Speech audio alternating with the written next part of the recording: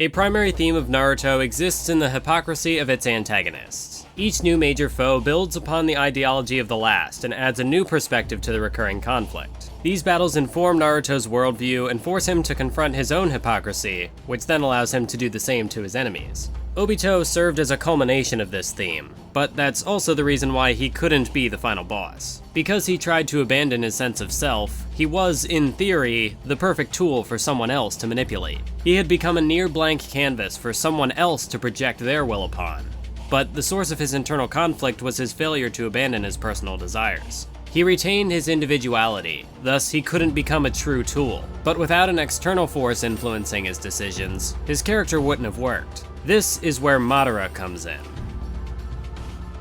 If Obito was the final form of Naruto's hypocrisy, someone who had unknowingly fallen victim to the same principles that plagued the whole of Shinobi, Madara was the response to this theme. He wasn't without his own contradictions, which I'll elaborate on later, but he was able to recognize hypocrisy as an unavoidable facet of the Shinobi world.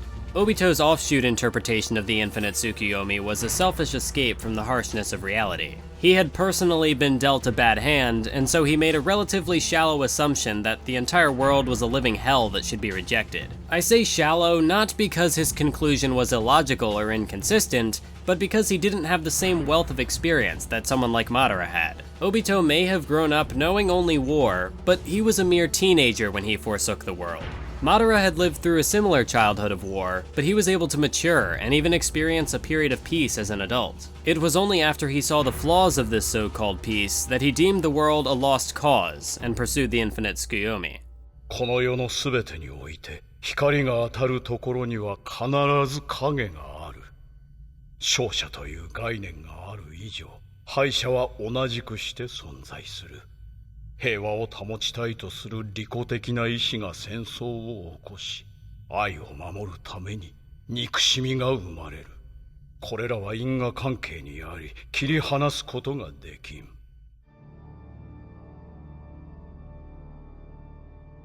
The world hinges on duality, and humanity is no exception to this. For a society of ninja to function, disputes were vital, yet the allied forces wanted peace. Naruto advocated love and unity, yet even he craved a degree of conflict, shown through his intense desire to surpass Sasuke in battle. What's more, the pursuit of peace repeatedly bred new conflicts. Hashirama brought an end to clan warfare with the foundation of Konoha, but he also created a new threat in Madara. Itachi massacred the Uchiha clan to prevent a coup d'etat that could destroy the village, but he also led Sasuke to become a rogue ninja who nearly destroyed the village himself. Examples like these highlighted a byproduct of this human paradox, the willingness to sacrifice one ideal to preserve another.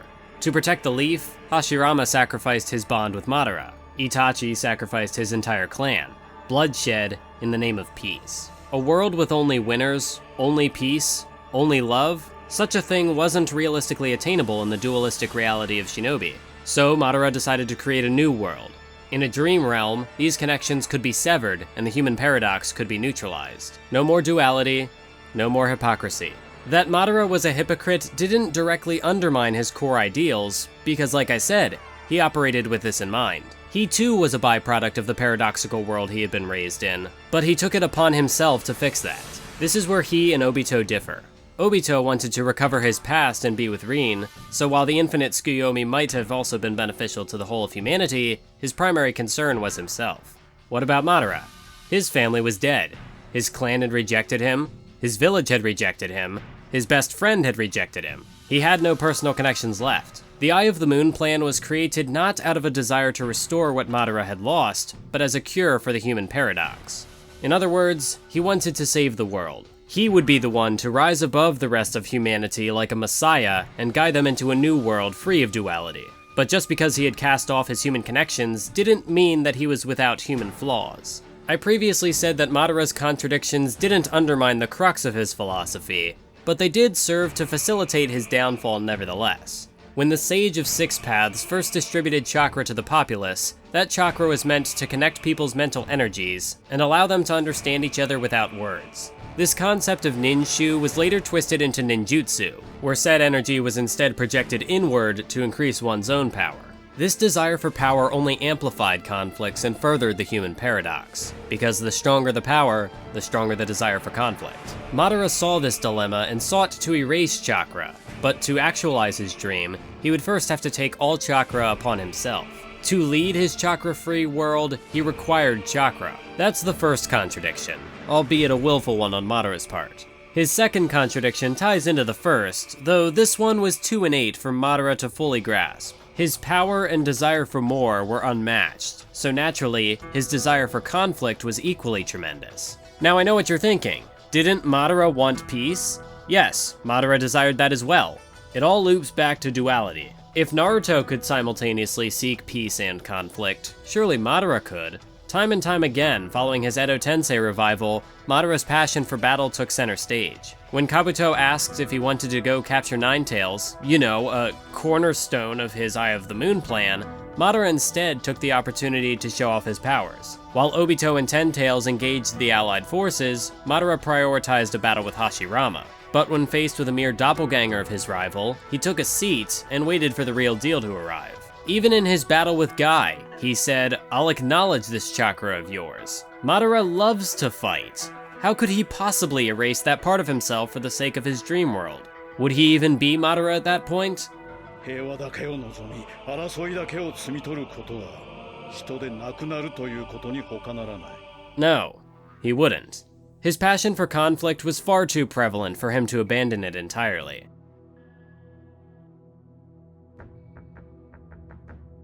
His third and final contradiction was foreshadowed in his backstory, though this one was a bit more complicated than the rest. For starters, Madara and Hashirama were reincarnates of Indra and Ashura, the two sons of the Sage of Six Paths. Their dynamic directly paralleled that of Naruto and Sasuke, so I think it's best to explore the failings of the former through the failings of the latter. When Naruto and Sasuke clashed at the end of Part 1, Naruto demanded that Sasuke acknowledge him as an equal, but he contradicted himself when he tried to enforce his will on Sasuke.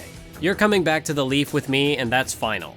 That's not equality, that's dominance, and so the two failed to compromise. Similarly, during the formation of the Leaf Village, both sides of the conflict save Madara and Hashirama demanded Senju dominance, so once again, there was no compromise. This cooperation was merely a quieter form of conflict, as Madara put it. So after witnessing this flawed peace, he concluded that true understanding was a fantasy, and abandoned the very village he had worked so hard to create.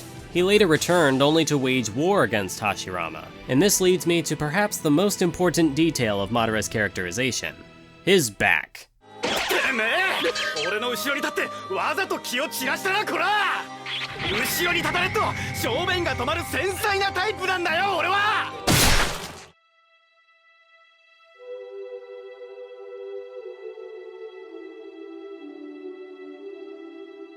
Madara had a complex about people standing behind him, something which was undoubtedly the result of his tragic upbringing.